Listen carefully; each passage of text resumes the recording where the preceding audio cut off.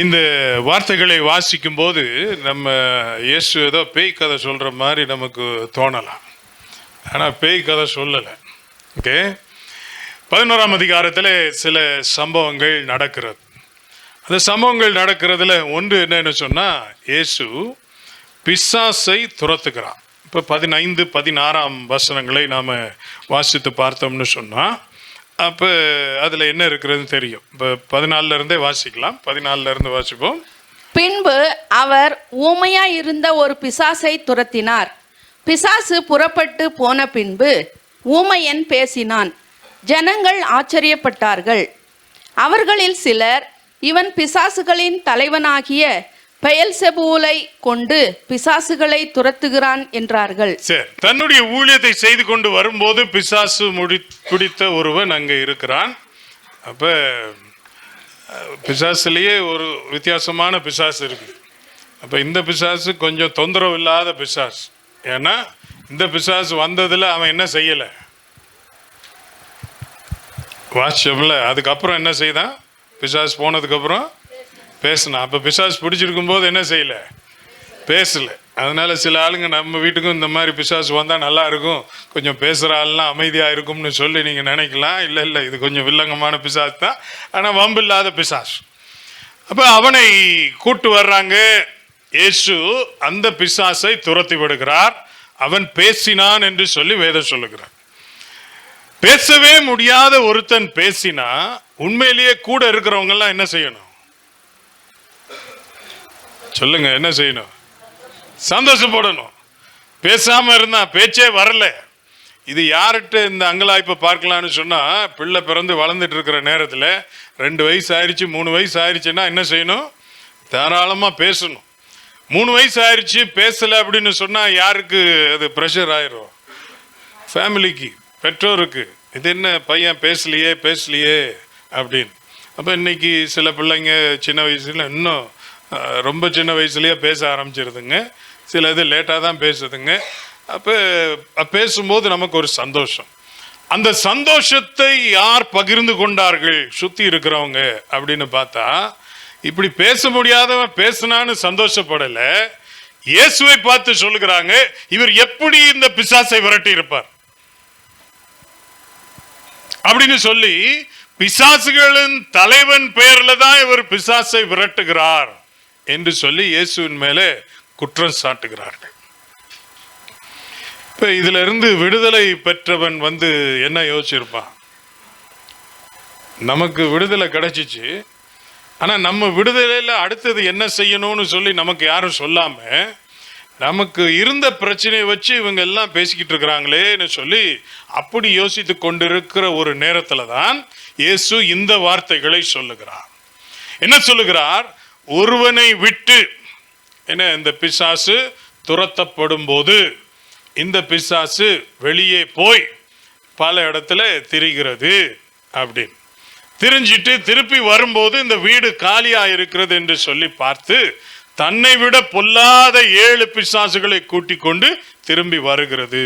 அப்படி இப்போ பெங்களூரில் இருக்கிற நமக்கு இந்த காலியா கிடக்கிற பிளாட் பற்றி நமக்கு தெரியும். நம்ம வீட்டுக்கு பக்கத்தில் ஒரு பிளாட் காலியாக கிடந்துச்சுன்னா அது என்ன ஆகும்? அந்த ஏரியாவில் இருக்கிற எல்லா குப்பையும் அந்த பிளாட்டுக்கு டொனேட் பண்ணிடுவாங்க. யாரும் கேட்க தேவையில்லை, இருக்கிறது எல்லாத்தையும் கொண்டு வந்து அங்கே போட்டுருவாங்க.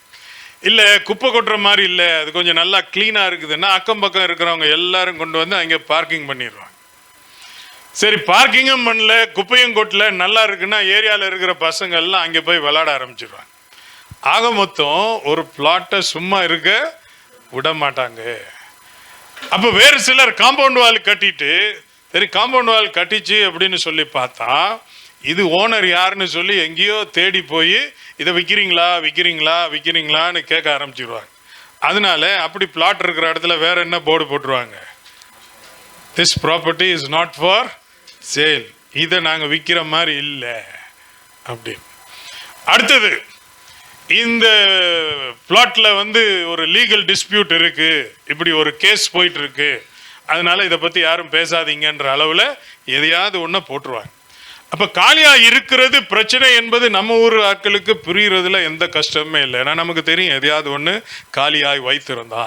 அப்ப இந்த இடத்துல பிசாசு பிடித்து ஒருவனை பேசக்கூடாத படிக்கு நிறுத்தி இருக்கிறது என்று சொன்னா அவனுக்கு உள்ள போய் என்ன மாதிரி வேலையெல்லாம் பண்ணிருக்கு.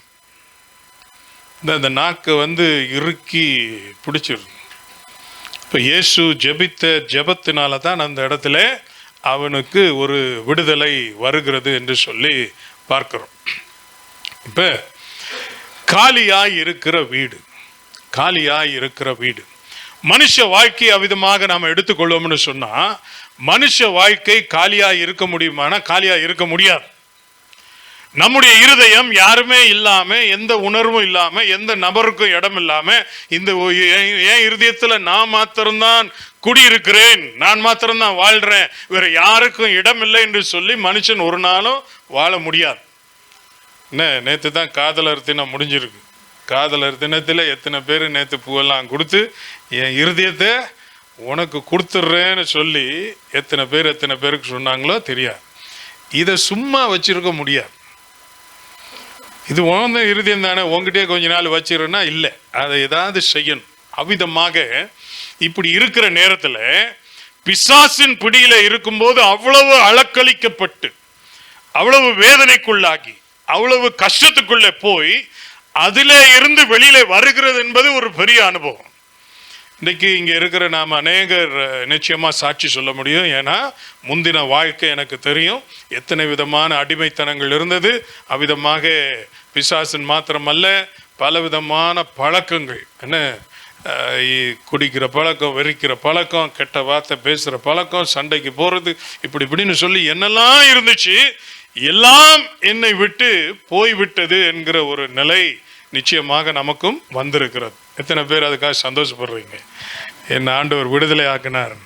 வேதம் சொல்கிற மாதிரி குமாரன் விடுதலை ஆக்காட்டி நம்ம எல்லாரும் விடுதலை ஆயிருக்கிறதற்கு வாய்ப்பே இல்லை. ஆனால் ஒரு நாளில் நம்மை சந்தித்து நம்மை விடுதலை ஆக்கினான். இப்ப விடுதலை ஆக்குகிற வரைக்கும் நடந்ததான காரியங்களை விட்டுருவோம். இப்ப விடுதலை ஆகிறோம் என்று சொன்னால் இந்த விடுதலையை தக்க வைத்துக் கொள்வதற்கு என்ன செய்ய வேண்டும் என்பதை வலியுறுத்துவதற்காக தான் இயேசு இந்த வார்த்தையை சொல்றார். நீ ஃப்ரீ ஆயிட்ட, இதயத்துக்குள்ள இப்ப வேற யாரும் உன்னை கெடுக்கிறதுக்கோ குழப்புறதற்கோ உன்னை அழிக்கிறதற்கோ உள்ள யாரும் இல்லாம எல்லாம் கிளீன் ஆயிருச்சு. ஆனா இப்படியே ஒன்றும் இல்லாம வச்சிட்டு இருக்க முடியுமா அப்படின்னா முடியாது. ஏனென்றால் நம்முடைய பழக்க வழக்கங்கள், நம்முடைய விருப்பு வெறுப்புகள் எல்லாமே கொஞ்சம் கொஞ்சமா திருப்பி வர ஆரம்பிக்கும். இப்போ இன்னைக்கு எக்ஸசைஸ் பண்ணுறவங்களுக்கு தெரியும், நல்லா எக்ஸசைஸ் பண்ணி டாப் ஃபார்மில் இருக்கும்போது நான் டாப் ஃபார்முக்கு வந்துட்டேன், இனிமேல் நான் எக்ஸசைஸ் பண்ண தேவையில்லைன்னு சொல்லி விட்டாங்கன்னா என்ன ஆகும்? என்னெல்லாம் இழந்தாங்களோ எல்லாத்தையும் சேர்த்து திருப்பி வந்துடுவாங்க. காலையில் வாக்கிங் போகிற ஆளுங்களை பார்க்கும்போது சந்தோஷமாக இருக்கும், நல்லா விருக்குன்னு ரொம்ப வேகமாக நடப்பாங்க. ஒரு 6 மாதம் நடக்கலை, என்ன ஆகும்? திருப்பி போய் நடந்தா நடக்க முடியாது, நடந்தாலும் எல்லா பக்கம் பிடிக்கும். அந்த 6 மாதத்தில் என்னென்னலாமோ மாறிடும். அப்போ எதுவுமே அப்படியே வைத்து கொண்டு இருக்கிறதுனால ஒரு ஆதாயம் வராது. உயிரற்றது அப்படியே இருக்கும். உயிர் இல்லாத ஒன்று, ஒரு கல்லை தூக்கி இப்படி வைங்க, 1000 வருஷம் கழிச்சு வந்தாலும் அந்த கல் அதே இடத்துல தான் இருக்கும், அதுல ஒரு மாற்றம் இருக்காது. ஆனால் நீங்களும் நானும் அப்படி இருக்கும்படியாக படைக்கப்பட்டவர்கள் அல்ல. ஏனென்றால் ஒவ்வொரு நாளும் நமக்குள்ளே இருந்து ஆசை வருகிறது, நமக்குள்ளே ஒரு வெறுப்பு வருகிறது, நமக்குள்ளே ஒரு கவலை வருகிறது. நாம நினைத்த காரியங்கள் நடக்கலை என்று சொன்ன உடனே ஒரு கோபம் வருகிறது. இந்த உணர்ச்சிகள் எல்லாம் உள்ளுக்குள்ளே வந்து கொண்டு இருக்கும் போது இந்த உணர்ச்சிகள் எல்லாம் கட்டுப்படுத்துவதற்கு நமக்கு ஒரு உதவி தேவை. அப்ப உதவி செய்வதற்கு யாரும் இல்லாமல் தனியா இருக்கும் போது இதன் மேலே இருக்கிற கட்டுப்பாடு எல்லாம் கொஞ்சம் கொஞ்சமா போகும். இந்த காரியத்தை குறித்து எச்சரிப்பதற்காகத்தான் இயேசு சொல்லுகிறார், இந்த பார், உன்னுடைய இருதயம் காலியாய் இருப்பதற்கு உண்டாக்கப்பட்டது அல்ல. அப்போ ஒருத்தர் விடுதலை ஆனான்னா அவனுக்குள்ள என்ன வர வேண்டும் என்று சொல்லி பார்க்கும்போது எபேசியர் 5ஆம் அதிகாரம் 18ஆம் வசனம் வாசிப்போம். அதுல என்னத்தை குறித்து சொல்லுகிறது, அந்த இருதயத்துக்குள்ள என்ன இருக்க வேண்டும் என்பதை நம்மால பார்க்க முடியும். எபிசியன்ஸ் 5:18. ஓகே, நீங்க ஆவியினாலே நிரம்பி செபிக்கிறது ஒரு பக்கம், ஆனா நீங்க என்னவா இருக்கணும்? ஆவியினாலே நிரம்பி, எப்பொழுதும் ஆவியிலே நிறைந்திருக்க வேண்டும் என்று சொல்லி வேதம் நமக்கு சொல்லுகிறது. அப்ப ஆவியில நிரம்பணும்னு சொன்னா நாம எப்படி ஆளாய் மாறணும் என்பதையும் குறித்து வேதம் சொல்லுகிறார். 1 பேதுரு 2ஆம் அதிகாரம் 2ஆம் வசனம். 1 Peter 2:2, தமிழ்ல 3ஆம் வசனம். நீங்கள் வளரும்படி புதிதாய் பிறந்த குழந்தைகளைப் போல திருவசனமாகிய களங்கமில்லாத ஞானப்பாலின் மேல் வாஞ்சியாயிருங்கள். இந்த வசனத்தின் மேலே நீங்கள் வாஞ்சையாயிருங்கள். எப்படி? இந்த சிறு பிள்ளை பால் குடிப்பதற்கு எவ்வளவு வாஞ்சா இருக்குதோ, பிறந்த பிள்ளை அது எப்பெல்லாம் பசிக்குதோ அது யாரு எவ்வளோ ஆறுதல் படுத்தினாலும் ஒன்றும் கேட்காது, அழுதுகிட்டே இருக்கும். அப்போ ஒரு பிள்ளை அளவும் இல்லை, பசிக்கவும் இல்லை, பாலும் குடிக்க மாட்டேங்குதுன்னா எல்லாருக்கும் தெரியும் இந்த பிள்ளை என்ன செய்யாது, தேராது, உயிர் பிழைக்காது. அந்த பிள்ளை உயிர் பிழைக்க வேண்டும் என்று சொன்னால் அது நிச்சயமாய் அழ வேண்டும், அது நல்லா பால் குடிக்கணும், நல்லா தூங்கணும். அப்படி இருந்தால் தான் அந்த பிள்ளையில ஒரு வளர்ச்சி வரும். அந்த காரியத்தை எடுத்து பேதுரு சொல்றார், நீங்க என்ன செய்யுங்க, புதிதாய் பிறந்த குழந்தைகளைப் போல திருவசனமாகிய களங்கமில்லாத ஞானப்பாலின் மேல் வாஞ்சையாயிருங்கள், வாஞ்சையாயிருங்கள். அப்ப இந்த 2 காரியம் என்ன? ஒன்னு ஆவியிலே நிறைகிறது, இன்னொன்னு இந்த வசனத்தினாலே நிறைகிறது. இந்த 2ஐயும் ஒரு மனுஷன் தன்னுடைய வாழ்க்கையில திரும்ப திரும்ப தேடி தேடி தேடி நிறைத்து கொண்டு இருக்கும்போது அவனுக்குள்ளே ஒரு பெரிய வளர்ச்சி வரும், ஒரு ஊக்கம் வரும், உற்சாகம் வரும். வாழ்க்கை நான் என்னன்னு தெரியும், எந்தெந்த நேரத்தில் என்ன செய்யணும்னு தெரியும். ஏன்னா இந்த வசனம் பேதையை ஞானி ஆக்குகிறதான ஒரு வசனம். அடுத்தது, இந்த கர்த்தருக்கு பயப்படும் போது அதுதான் ஞானத்தின் ஆரம்பம். இப்ப கர்த்தருக்கு எப்படி பயப்படுகிறது என்பது இந்த வசனம் அவனுக்கு சொல்லிக் கொடுக்கும். இந்த 2 காரியங்களும் ஒருவருக்குள்ளே திரும்ப திரும்ப நடக்கும் போது அவனுடைய வாழ்க்கை போய்கொண்டே இருக்கும். அப்ப இந்த வசனங்கள் மாத்திரம் அல்ல. 1 கொரிந்தியர் 3ஆம் அதிகாரம் 16ஆம் வசனம், 1 Corinthians 3:16, அதில் நாம பார்க்கும்போது திரும்பவும் அதை தான் சொல்லுகிறது. நீங்கள் யாராய் இருக்கிறீர்கள்? தேவனுடைய ஆலயமாய் இருக்கிறீர்கள், தேவனுடைய ஆவி உங்களில் வாசமாய் இருக்கிறார் என்றும் அறியாதிருக்கிறீர்களா? அப்ப ஆண்டவர் நமக்குள்ளே வாசமாய் இருக்க வேண்டும், இருக்கிறார், இருக்க விரும்புகிறார். ஏன்னா இயேசு போகும்போது சொன்னார், நான் போய் வேறொரு தேற்றரவாளனை உங்களுக்கு அனுப்புவேன்னு சொன்னார். அந்த தேற்றரவாளன் அனுப்பப்பட்டிருக்கிறதுனால இன்றைக்கு அவர் நமக்குள்ளே இருக்கிறார் என்கிற ஒரு சந்தோஷம் நமக்குள்ளே இருக்கிறார். சரியா?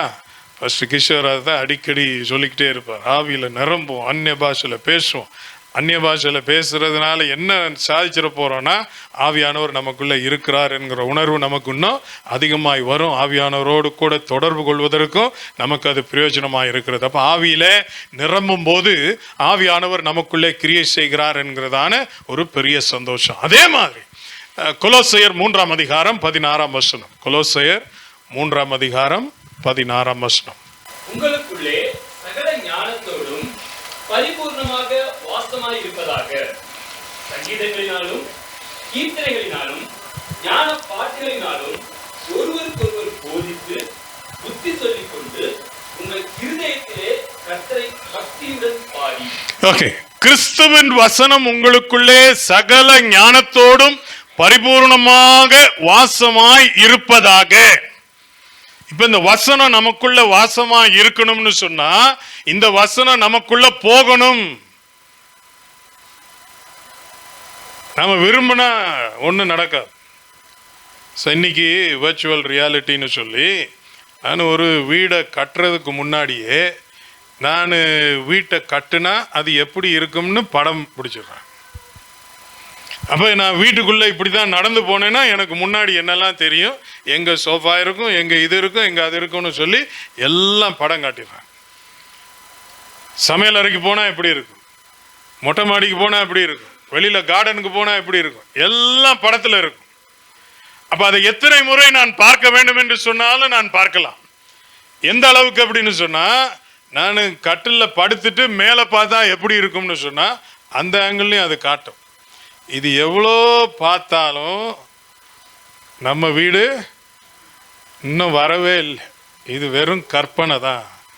இப்படி பார்த்துக்கிட்டு யாரும் சந்தோஷமா இருக்க முடியாது. எத்தனை நாள் பார்த்துக்கிட்டே இருப்பீங்க? அப்ப வசனத்தை சும்மா அப்படி கேட்டுக்கிட்டே இருக்கிறது, யாரோ சொன்னாங்க இல்லை, ஆமாம் அப்படி ஒரு வசனம் இருக்குன்னு நினைக்கிறேன், இப்படி வச்சுட்டு நம்முடைய வாழ்க்கையை நடத்த முடியாது. நமக்குள்ள என்ன செய்யணும்? வசனம் வரணும். அப்ப அது தெளிவா சொல்லுது பாருங்க, கிறிஸ்துவின் வசனம் உங்களுக்குள்ளே சகல ஞானத்தோடும் பரிபூர்ணமாக வாசமாய் இருப்பதாக இருக்கணும். அப்ப இந்த வசனத்தை தேடி தேடி தேடி பெற்றுக்கொள்ளணும். இந்த வசனத்தை வாசித்து வாசித்து நம்முடைய வாழ்க்கையில நிரப்பிக் கொள்ளணும். இந்த நாட்கள்ல நான் போற இடங்கள்லாம் எல்லாருக்கும் சொல்றது அதுதான், வசனம் இந்த மாதிரி உள்ளுக்குள்ள போக மாட்டேங்குது, நான் மனப்பாடம் பண்ணா நிக்க மாட்டேங்குது அப்படின்னு சொன்னா, நோட்டு புத்தகம் இருந்துச்சுன்னு சொன்னா ஒரு நாளைக்கு கொஞ்சம் வசனத்தை எழுதுங்க. 100 வசனத்தை எழுதாட்டியும் ஒரு 4 வசனத்தையாவது எழுதுங்க. என்ன, இப்படி எழுத எழுத தான் உள்ளுக்கு போகும். இல்லை நான் நோட் புக்கெல்லாம் எடுத்து எழுதுகிற காலம்லாம் கடந்துட்டேன், இப்போ என்னால் முடியாதுன்னா அட்லீஸ்ட் இப்போ தான் வாட்ஸ்அப்பு உங்களுக்கே நீங்கள் அனுப்பிச்சிக்கலாம்ல, அந்த மாதிரி வசனம் டைப் பண்ணி உங்களுக்கே அனுப்பிச்சிக்குங்க. அந்த வசனத்தை டைப் பண்ணும்போது அது நமக்குள்ளே போகும். அப்படி கொஞ்சம் கொஞ்சமாக போய் அப்படி தான் உள்ளே இருக்கும். ஒன்றுமே இல்லாமல் இங்கே புத்தகத்தில் இருக்கிறது அப்படியே எனக்குள்ளே வரணும்னா அப்படிலாம் வராது. நீங்கள் தலானி கீழே பைபிளை வச்சுட்டு ஆண்டவரே காலையில் எழும்பும்போது அப்படியே நான் வந்து வசனத்திலே நிரம்பி இருக்குன்னா இந்த கதையெல்லாம் வேலைக்காகாது. இல்லை என் ஃபோனுக்குள்ளே இருக்கிற அத்தனை பைபிளையும் நான் வாங்கி வச்சுருக்கேன், உள்ளே போன்னு தலையில் அடிச்சுக்கிட்டாலும் ஒன்றும் போகாது. வாசிச்சாதான் போகும், எழுதுனாதான் போகும். உங்களுக்கு எப்படி வசதி? ஐயா எங்களுக்கு எக்ஸ்கியூஸ் கொடுத்துருங்க, நாங்களாம் கொஞ்சம் பாவப்பட்டவங்க, எங்களை விட்டுருங்க அப்படின்னு சொன்னால் காலியாக இருந்தால் என்ன ஆகும்னு ஏற்கனவே பார்த்துட்டு இருக்கோம். இதனுடைய ஒரு எக்ஸ்டென்ஷன், இப்படி வசனத்தை உள்வாங்கிறதுடைய ஒரு எக்ஸ்டென்ஷன் தான் என்ன, சங்கீதங்களினாலும் கீர்த்தனைகளாலும் ஞான பாட்டுகளினாலும் ஒருவருக்கொருவர் போதித்து புத்தி சொல்லிக்கொண்டு. இப்போ நம்ம பாட்டெல்லாம் பாடுறோமே, இது எதுக்கு? நியாயமா எல்லா பாட்டுமே வசனத்தை சார்ந்து தான் இருக்கும், ஆனால் சில பாட்டு அனுபவத்தை சார்ந்து இருக்கிறது. ஆனால் இந்த வசனம் சார்ந்த பாடல்களை திரும்ப திரும்ப பாடும்போது நம்மை அறியாமல் இந்த வசனம் நமக்குள்ளே கிரியை செய்கிறது. கிரியை செய்கிறது மாத்திரமல்ல, இன்னொருத்தருக்கு கஷ்டம் இருக்கும்போது அவருக்கு சொல்றதும் ஒரு பாட்டில் 2 வரியை எடுத்துக்கொள்ளும் போது அவருக்கு உற்சாகமாக இருக்கிறது. இதற்காக தான் நாம திரும்ப திரும்ப சேர்ந்து சேர்ந்து வருகிறோம். இல்லைன்னா நம்ம வீட்டில இருந்தே ஆராய்ச்சி கதையை முடிச்சிடலாம். இங்கே நம்ம மத்தியிலே பிரசன்னமா இருக்கிற ஆண்டவர் நிச்சயமாக நம்ம வீட்டிலையும் பிரசன்னமா இருப்பார், அது பிரச்சனை இல்லை. ஆனா நாமெல்லாம் ஒன்று சேர்ந்து வருகிறதுனாலே இது நடக்கிறது. சோ இப்படி எல்லாம் இருந்து உங்கள் இருதயத்திலே கர்த்தரை பக்தியுடனே பாடி என்று சொல்லுகிறார். இப்ப இதை ஒரு மனுஷன் ஊக்கமாய் தேடும் போது நிச்சயமாக அவனுக்குள்ளே ஆண்டவர் கிரியை செய்வார். அவன் தேவனுடைய ஆலயமாய் இருப்பான். பரிசுத்த ஆவியானவர் உள்ளுக்குள்ளே வாசம் செய்யும் போது எந்த தீய சக்தியும் கிட்டையே வராது. ஆனா இயேசு சொல்லுகிறார், இதெல்லாம் வந்து விடுதலை பெற்றுவிட்டு இதை செய்யாம நான் அப்படியே இருக்கிறேன் என்று சொன்னால் அந்த வீட்டை காலி பண்ணிட்டு போன ஆளுக்கு தெரியும் இப்ப இந்த வீட்டில் ஆள் இல்லை. அந்த மாதிரி நம்மை கெடுக்க நினைத்த அழிக்க நினைத்த அசுத்த ஆவிகளுக்கு தெரியும் நாம வந்து ஆண்டவருக்குள்ள ஸ்ட்ராங்கா இருக்கிறோமா இல்லையா. ஆவியில நிரம்பும் போது உங்களுக்கே தெரியும், நம்ம நடக்கிறது நம்ம ஜெபிக்கிறது எல்லாத்துலேயுமே ஒரு பவர் இருக்கும். இருக்குமா இருக்காதா? அந்த நேரத்தில் பிசாசு ஒன்று குறுக்க வந்துச்சுன்னு சொன்னால் பிசாசை என்னன்னு கேட்கவும் நமக்கு தைரியம் வரும். ஏய் பிசாசை என்ன பண்ணிடுவா என்ன அப்படின்னு. பிசாசுக்கிட்டே சில நேரம் அந்நிய பாஷை பேசுகிற ஆளுங்க இருக்கிறாங்க. என்ன, பிசாசுக்கு அந்நிய பாஷை சத்தியமாக புரியாது, மனுஷருக்கே புரிய மாட்டேங்குது, பிசாசுக்கு எங்கே புரியும்? அப்போ அந்நிய பாஷை பேசுறது யாருக்கிட்ட? ஆண்டவர்கிட்ட. ஏன்? அதனால் ஆண்டவர்கிட்ட பேசுகிற அந்நிய பாஷையை பிசாசுக்கிட்டே வேஸ்ட் பண்ணிடாதீங்க, அவனுக்கும் புரியாது, அவன் தலை சொரிஞ்சிட்டு இருப்பான். அப்போ பிசாசை எதிர்கொள்வதற்கு ஆவியானவர் இருக்கும்போது அவ்வளவு ஒரு தைரியம் வரும். அப்போ வேதம் சொல்லுகிறது, இந்த வீடாகிய உன்னுடைய இருதயத்தை நீ என்ன செய்யாத, காலியாய் வைத்து கொள்ளாதே. காலியாய் வைத்து கொண்டால் இதை பார்க்கிற பிசாசு அதற்குன்னு குடி இருக்கிறதற்கு ஒரு இடமும் கொடுக்கல ஆண்டவர். இப்ப மனுஷருக்கு பூமியை கொடுத்திருக்கிறார், பிசாசுக்கு என்னத்தை கொடுத்திருக்கிறார்? அதனால்தான் அதை குறித்து சொல்லும்போது வான மண்டலங்களின் பொல்லாத ஆவிகள். இப்போ வான மண்டலம்னு ஒன்று நம்ம யோசிக்கக்கூடாது ரொம்ப ஹைட்டில் அப்பா டாப்பில் இருக்குதுன்னு. அது டாப்பில் இருக்கிறது இல்லை, அதுக்கு இங்கே பாட்டமில் இருக்கிறதுக்கு ஒரு இடமும் கிடையாது. அதனால் அது அப்படியே தெரிஞ்சிட்டு இருக்கு சரியா. எப்படி தூசி கிளம்புனா அதை இஷ்டத்துக்கு அங்கே இங்கேன்னு திரும்புமோ, அந்த மாதிரி பிசாசுக்குன்னு ஆண்டவர் ஒரு இடத்த கொடுக்கல. அதனால தான் எங்கெல்லாம் இடம் கிடைக்குதோ அங்கே பூர்றதுக்கு அவன் ரெடியாக இருக்கிறான். இப்போ இயேசு ஒரு எச்சரிப்பை கொடுக்குறான். நீ வசனத்தினால நிரம்பி ஆவியினால நிரம்பி நீ வளராமல் நான் இருக்கிற மாதிரி நான் அப்படியே இருந்துக்கிறேன்னு சொன்னா அவன் திரும்பி வருவதற்கான வாய்ப்பை நீ உண்டு பண்ணி கொடுக்கிறாய். அப்போ அவன் திடீர்னு சொல்லி உள்ளுக்குள்ள வந்துட முடியுமா அப்படின்னா திடீர்னு வர முடியாது. ஆனால் இப்போ என்னதான் நான் செய்ய வேண்டும் என்று சொல்லி என்னை வழி நடத்துவதற்கு யாருமே இல்லை, வழி நடத்துவதற்கு வார்த்தையும் இல்லைன்னு சொன்னா நான் என்ன செய்யணும்னு தீர்மானிக்கும் போது எதை தீர்மானிக்கிறேன்? எனக்கு என்னெல்லாம் செய்யணும் போல இருக்குதோ அது எல்லாத்தையும் தீர்மானிக்கிறேன். அப்படி நான் இஷ்டப்பட்டதை செய்யும் போது நம்ம வாழ்க்கையை அப்படியே அவன் விரும்புகிற மாதிரி கொண்டு போகிறது அவனுக்கு மிகுந்த சுலபமாயிடும். அந்த கூட்டத்தில் நடக்கும்போது அப்போ என்ன செய்யணும் அப்படின்னா, நம்ம இப்படி கொஞ்சம் கொஞ்சம் இப்படி இப்படி இப்படின்னு சொன்னோம்னா எல்லாம் அப்படியே ஆளுங்க தள்ளி தள்ளி தள்ளி நம்ம பக்கத்தில் இருக்கிறவங்களையும் ஓரத்துக்கு தள்ளிட்டு போயிடலாம், நம்மளும் ஓரத்துக்கு போயிடலாம். அந்த மாதிரி நேர் வழியில் போகிறவரை பிசாசு கொஞ்சம் கொஞ்சமாக இழுத்துருவான். ஏன்னு கேட்டால் நம்முடைய ஆசையை தூண்டுகிற காரியங்களை நமக்கு முன்னே கொண்டு வரும்போது அது கெடுதல்னு தெரிஞ்சாலும் அவன் அதுக்குள்ளே போயிடுறான். இன்னைக்கு குடியை விட்டுட்டு வந்தவன் குடிக்காமையே இருக்கிறான்.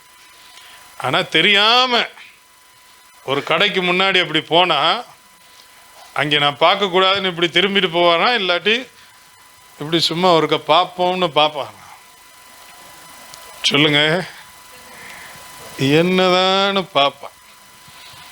அப்புறம் என்ன சொல்லுவான்? லேட்டஸ்டாக என்ன வந்திருக்கு போய் பார்த்துட்டு வருவோம்னு போய் பார்ப்பான். லேட்டஸ்டாக பார்த்துட்டானா இப்போ அடுத்தது யோசிப்பான், சீப்பஸ்டாக என்ன இருக்குன்னு பார்ப்போம். அப்புறம் சீப்பஸ்ட்டும் பார்த்தாச்சு. இப்போ இருக்கிறதுலே சின்னதாக என்ன இருக்குன்னு பார்ப்பான்.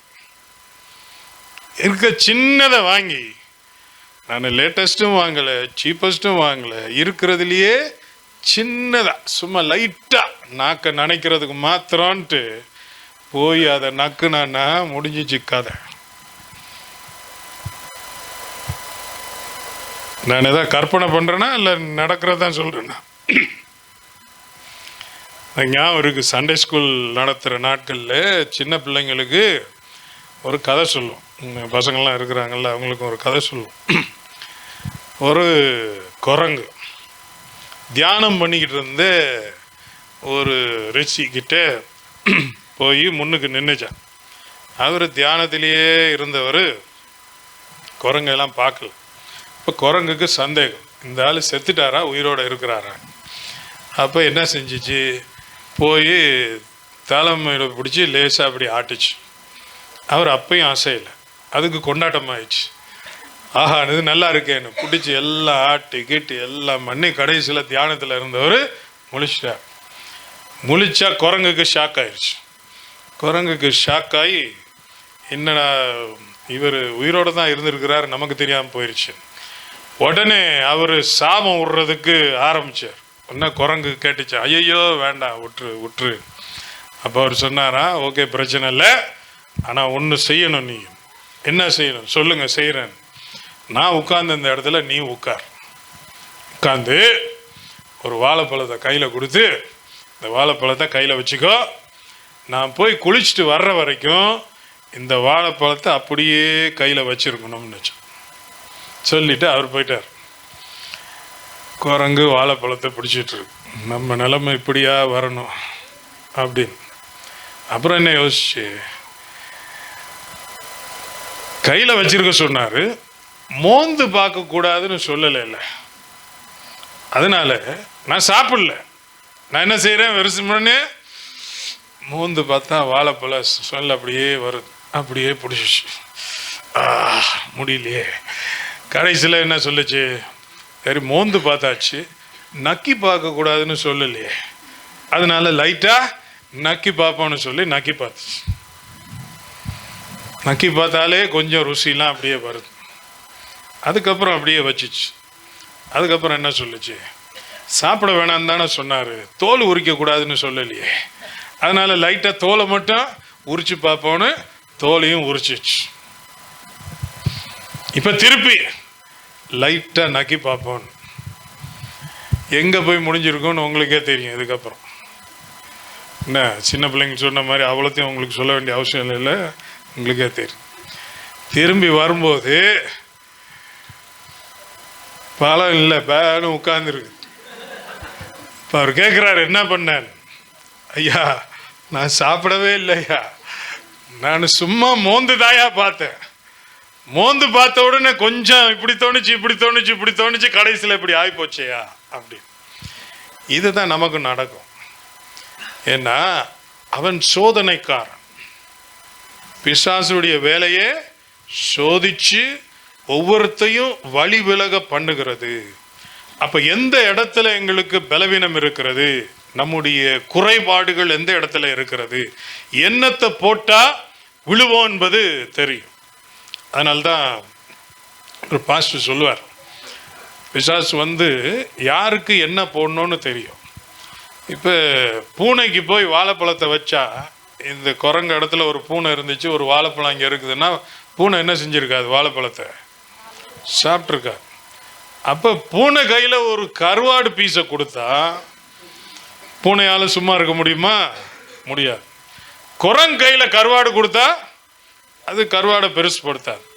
அதனால யாருக்கு என்ன போடணும்னு பிசாசு தெரிஞ்சிடும். இந்த மீன் பிடிக்கிறவங்களெல்லாம் போய் பார்த்தீங்கன்னா நம்ம நினைப்போம் தூண்டில் போடுறாங்க பிடிக்கிறாங்க. அவனுக்கு தெரியும் இது போட்டால் என்ன மீன் மாட்டோம், இது போட்டால் என்ன மீன் மாட்டோம். அதனால வித்தியாசமானதை போட்டு போட்டு போட்டு அந்தந்த மீனை பிடிச்சிக்கிட்டே இருப்பான். ஏன்னா அந்த குறிப்பிட்டது போடும்போது வேற எந்த மீனும் கிடைக்காது, அந்த ஒரு மீன் தான் கிடைக்கும்.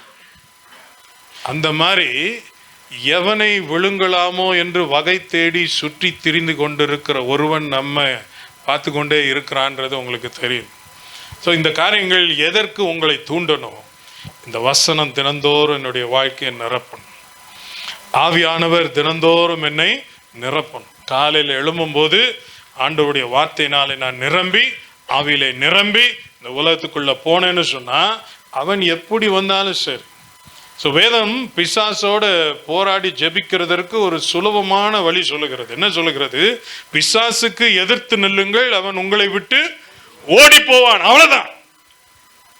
அது சொல்லலை நீங்க இப்படிலாம் படிச்சு கராத்தேல பிளாக் பெல்ட் ரெட் பெல்ட்னு வாங்குற மாதிரி அத்தனை பெல்ட் வாங்கி அதுக்கப்புறம் எக்ரி அடிங்க, 1.5 டன் வெயிட்ல அடிங்க, அப்படிலாம் சொல்லு. பிசாச என்ன செய்யுங்க? எதிர்த்து நில்லுங்க. எதிர்த்து நிக்கணும்னா என்ன வேணும்? வசனம் வேணும், ஆவி வேணும். நல்லா சொல்லுங்களேன் பாப்பா. எதிர்த்து நிக்கணும்னா என்ன வேணும்? நல்லா சொல்லுங்க, என்ன வேணும்? ரெண்டாவது ஆவி வேணும். எதிர்த்து நில்லுங்கள், ஓடி போவான். அது இல்லாத பட்சத்தில் தன்னை விட பொல்லாத ஆவிகள் 7 பேரை 7 ஆவிகளை கொண்டு வந்து அவனுடைய முன்னிலைமை பின்னிலைமை முன்னிலைமையோட மோசமாயிரும்னு வேதம் சொல்லுகிறார். இன்றைக்கு வியாதி இப்படிலாம் வரும்போது, கேன்சர் அந்த மாதிரி வியாதியில் இருக்கிறவங்க உங்களுக்கு தெரியும், அவங்க இதுக்கான ட்ரீட்மெண்ட் எடுப்பாங்க. ட்ரீட்மெண்ட் எடுத்து நல்லா சுகமாகி வரும்போது அவங்க அதை கவனிச்சுக்கணும். அதை கவனிக்காமல் விட்டா அந்த ரிலாப்ஸ்னு சொல்லுவாங்க, அது திரும்பி வரும். திரும்பி வரும்போது ஏற்கனவே இவங்க என்னென்ன மருந்தெல்லாம் சாப்பிட்டாங்களோ அந்த மருந்துக்கு இப்போ என்ன செய்யாது, பவர் இருக்காது. ஆண்டவர் சில நேரத்தில் நம்ம இந்த மாதிரி இதிலிருந்து காப்பாற்றி விடும்போது கவனமாக இருக்க வேண்டியது நமக்கு அவசியம். சர்ச்சில் ஒரு 35 வருஷத்துக்கு முன்னாடி ஒரு சகோதரர் இருந்தார், ஹார்ட் பிரச்சனை. சாக போய் கர்த்தருடைய கிருபையினால் பிழைச்சி வந்தார். பிழைச்சி வந்த உடனே ஆண்டவருக்கு நன்றி செலுத்துவோன்னு சொல்லி எல்லாம் பண்ணி ஒரு சோத்திர கூட்டம் வச்சாங்க. சோத்திர கூட்டத்தில் நல்ல பிரியாணி போட்டாங்க. பிரியாணி யாருக்கு சொல்லுங்க? ஸ்தோத்திர கூட்டத்தில் பிரியாணி போட்டிங்கன்னா, நீங்கள் போட்டிங்கன்னா அந்த பிரியாணி யாருக்கு? வந்தவங்களுக்கு. இந்த வந்தவங்க சும்மா இல்லாமல் அவரை நல்லா ஏற்றி விட்டாங்க. பிரதர், கர்த்தர் தான் அவங்கள சோமாக்கிட்டார், அதனால் நீங்கள் கவலைப்படாதீங்க, நீங்களும் ஒரு பிளேட் அடிங்க அவர் இல்லை இல்லை இல்லைன்னு சொன்ன அவர் விசுவாசத்தில் அடிங்க பிரதர் எல்லாம் சரியாயிரும் சரியாயிரும்னு சொல்லி அவரை கட்டாயப்படுத்தி சாப்பிட வச்சு அவருக்கு நிலைமை மோசமாகி 2-3 நாளில் போய் சேர்ந்துட்டார். போய் சேர்ந்துட்டாருன்னா ஆஸ்பத்திரி இல்லை, மேலே போயிட்டார். ஓகே, கர்த்தர் கொடுத்த விடுதலை அதை காப்பாற்ற தெரியணும். ஆண்டவர் சில காரியங்களை நீ செய்யாதன்னு தடை பண்ணி அதனுடைய தாக்கத்திலிருந்து நம்மை விடுதலையாக்கி வெளியில கொண்டு வந்தா திரும்பி அந்த பக்கம் போகாம இருக்க வேண்டியது நம்முடைய கடமை. அநேக பழக்க வழக்கங்கள்ல இருந்து நம்மை விடுதலையாக்கி இனி நீ அப்படி இல்லாம இருக்கிறன்னு சொல்லும் போது திருப்பி அந்த பக்கமே போகாம இருக்க வேண்டியது நம்முடைய கடமை. இயேசு சொல்லுகிறார், நீ ஒரு வேளை திருப்பி போனேன்னா முன்னிலைமையோட பின்னிலைமை மோசமாகிவிடும். அப்போ பாருங்க, இந்த இஸ்ரவேல் ஜனங்களை எகிப்திலிருந்து கொண்டு வரும்போது எத்தனை முறை கர்த்தர் கருணை காட்டினார். கடைசியில் ஒவ்வொரு முறையும் அவங்க செய்கிறதான பாவம் கூடிக்கொண்டே தான் போச்சு, வெளியே குறையில. காரணம் என்ன? அவர்கள் அதிலிருந்து முழுவதுமாய் வெளியில வரவில்லை. இந்த காலை வேளையில் நம்ம பார்த்து அதை சொல்லுகிறார், நீங்கள் இந்த மாதிரி செய்யாதீங்க. வேதம் இதை கொஞ்சம் கடினமான மொழியில தான் சொல்லுகிறது. ஆனால் யாரையும் கேவலப்படுத்துறதுக்காக அதை சொல்லலை. ஆனால் இது ரொம்ப ஒரு பரிதாபத்துக்குரிய ஒரு நிலை என்பதை நமக்கு உணர்த்துவதற்காக இதை சொல்லுகிறது. அந்த வசனத்தை வாசிக்கலாமா? நீதிமொழிகள் 26ஆம் அதிகாரம் 11ஆம் வசனம். நீதிமொழிகள் 26:11. நாயானது தான் கக்கினதை தின்னும்படி திரும்புவது போல மூடனும் தன் மூடத்தனத்துக்கு திரும்புகிறான். அது என்னவோ நாய்க்கு ஆண்டவர் அப்படி ஒரு புத்தியை கொடுத்துருக்கிறார். அதுக்கு அது தெரியாது, இது என்னுடைய சிஸ்டமுக்குள்ள போய் சரி வரலை, அதனால தான் இது வெளியில வந்துருச்சு, இனி இதுக்கும் எனக்கும் சம்பந்தம் இல்லை என்று வர வேண்டிய நேரத்தில் அது திரும்பவும் அதையே உண்ணுகிறது. அப்ப அந்த மாதிரி ஏற்கனவே விட்டு வந்த பாவத்தை, விட்டு வந்ததான தீய காரியங்களை, விட்டு வந்ததான கெடுதலுக்கான காரியங்களை நாம திரும்பவும் செய்யும் போது வேதம் நமக்கு பார்த்து என்ன சொல்லுகிறது? மூடத்தனம். இது செய்யறது நிச்சயமா நமக்கு பிரயோஜனம் இல்லை. ஆகவே நமக்கு ஒரு பெரிய அழைப்பை கொடுக்கிறார், இந்த மாதிரி இருக்காதீங்க, இதை விட்டு வெளியே வாங்க. இதெல்லாம் அறிந்த இயேசு இன்னொரு காரியத்தை அழகாய் சொல்லுகிறார். அந்த வசனத்தை சொல்லி நாம் ஜெபித்து முடிக்க போகிறோம். யோவான் 14ஆம் அதிகாரம் 23ஆம் வசனம். John chapter 14 verse 23.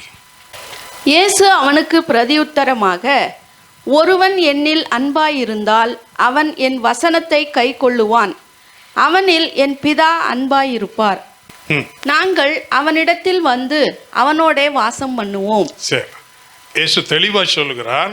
நான் சொல்றேன், நல்லா கவனிச்சு கொள்ளுங்க. ஒருவன் என்னில் அன்பாய் இருந்தால் அவன் என் வசனத்தை கை கொள்ளுவான்.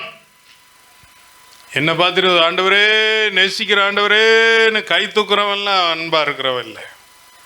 அன்பா இருந்தா அவர் சொன்னதை செய்கிறவன் தான் உண்மையிலே அவரிடத்துல அன்பாய் இருக்கிறான். அப்ப கை கொள்ளுவான், அவனில் என் பிதா அன்பாய் இருப்பார். அவன் என் வசனத்தை கை கொண்டு நான் சொன்னபடியெல்லாம் அவன் நடக்கும்போது என் பிதாவும் அவனிடத்திலே அன்பாய் இருப்பார். பிதா அவனுடைய அன்பை நாம் இவ்விதமாக பெற்றுக்கொள்ளுகிறோம். ஸோ இதனுடைய விளைவு என்ன? What is the outcome? நாங்கள் அவனிடத்தில் வந்து அவனோடே வாசம் பண்ணுவோம். இப்போ தன்னுடைய இருதயத்துக்குள்ள கர்த்தருடைய வசனத்தை வைத்து ஆவியானவர் குடியிருக்கத்தக்கதாக அந்த வசனத்துக்கு கீழ்ப்படிந்து நடந்து கொண்டு இருக்கிறவனை கர்த்தர் பார்த்து சொல்லுகிறார், நானும் உன்னிடத்துல அன்பா இருப்பேன். அன்பா இருப்பேன்னு வாயினால வார்த்தையினால சொல்லுகிறதல்ல, நானும் பிதாவும் உன்னிடத்துல வந்து வாசம் பண்ணுவோம். அப்ப ஏற்கனவே ஆவியானவரால நிரம்பி இருக்கிறோம். அப்ப இயேசு இன்னும் சில காரியங்களை கூட்டி சொல்லுகிறார். அதோடு உன் வாழ்க்கை நிற்க போறதல்ல. அப்போ உன்னுடைய இருதயமாகி அந்த வீட்டுக்குள்ளே ஆவியானவர் உண்டு, வசனம் உண்டு. இந்த 2 காரியத்தையும் நீ ஒழுங்காய் செய்கிறதுனால உன் மேல அன்பு வைத்து நானும் பிதாவும் உனக்குள்ளே வந்து வாசம் பண்ணுவோம் என்று சொல்லுகிறார். இப்படி நம்முடைய இருதயம் இருந்துச்சுன்னு சொன்னா, தமிழ்ல ஒன்று சொல்லுவாங்க, திறந்த வீட்டுக்குள்ள நாய் வரும். ஆனா இப்படி ஆண்டவர் நமக்குள்ள இருந்தா திறந்தாலும் எந்த நாயும் வராது. ஹல்லேலூயா. இல்லாட்டி போற வர்ற நாயெல்லாம் எங்கதான் வரும்? உள்ளதான் வரும். இன்னைக்கு நாய் தொல்லை அதனால தான் நிறைய பேருக்கு அதிகமாயிடுச்சு. ஏன்னா உள்ள யாரும் இல்லை, கதவும் திறந்து இருக்குது, அதனால போற வர்றது எல்லாம் உள்ளுக்கு வந்துட்டு போகுது. எத்தனை நாளைக்கு இப்படி தான் வாழ்றது?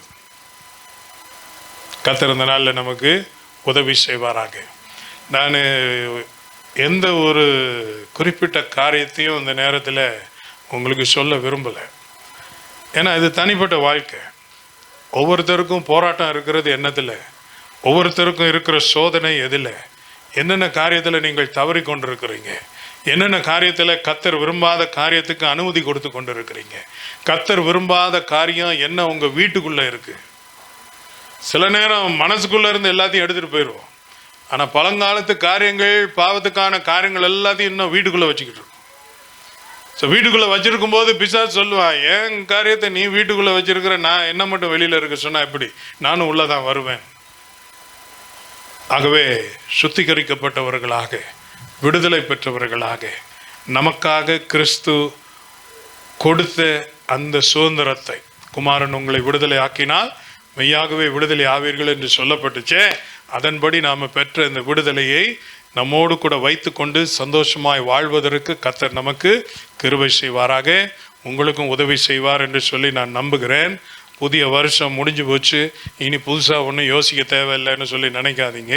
நம்ம வாழ்நாள் முழுவதும் இது நமக்கு தேவை. ஆகவே உங்களுடைய இருதயம் தேவனுடைய ஆலயம். இந்த தேவனுடைய ஆலயத்தை ஒருத்தன் கெடுத்து போட்டால் வேதம் சொல்லுகிறது, ஆண்டவர் அவனை கெடுத்து போடுவார். அது நீங்களே இருந்தாலும் சரி. ஏன்னா நாம் உரிமை பாராட்டி கொண்டிருக்கிற இந்த சரீரம் நாம் உண்டு பண்ணி கொண்டதல்ல, கர்த்தர் நமக்கு கொடுத்த ஈவு. இதை பரிசுத்தமாய் வைத்துக் கொள்வதற்கு அவர் நமக்கு வாய்ப்பு கொடுக்கிறார், பலன் கொடுக்கிறார், உதவி செய்கிறார். அதை செய்யாத பட்சத்தில் அவர் நம்மை நியாயம் தீர்க்கிறார். ஆகவே நம்மை அரவணைக்க வேண்டியவர் நம்மை நியாயம் தீர்ப்பதற்கு இடம் கொடுக்காம நல்ல ஒரு வாழ்க்கை வாழ கர்த்தர் உதவி செய்வாராக. ஆண்டவரே, என்னுடைய வீட்டை நான் காலியாக வைத்திருக்க மாட்டேன், துர்க்குணத்திற்கும் இந்த மாதிரி தீங்கான காரியங்களுக்கு இடம் கொடுக்க மாட்டேன் என்று சொல்லி தீர்மானம் எடுத்து இந்த கால வேளையில் என்னெல்லாம் ஆண்டவர் உங்களுக்கு உணர்த்துறாரோ அது எல்லாத்தையும் விட்டுட்டு ஒவ்வொரு நாளும் காலையில் வசனத்தினால நிரம்பி ஆவியினால் நிரம்பி அந்த நாளை எதிர்கொள்ளுங்க. அந்த நாள் நிச்சயமாக ஆசீர்வாதமாக இருக்கும். ஆமேன். அப்போதான் வேதம் சொல்லுகிற மாதிரி அவருடைய சமூகம் நமக்கு முன்பதாக செல்லும். ரோட்டில் நமக்கு பாதுகாப்புன்னு சொன்னால் நம்ம அதை பற்றி கவலைப்பட தேவையில்லை. கர்த்தர் எனக்காக யாவையும் செய்து முடிப்பார் என்று நம்மளால சொல்ல முடியும். ஆமேன். எல்லாரும் இருக்கிற இடத்துல அப்படி எழுப்பி நிற்போமா?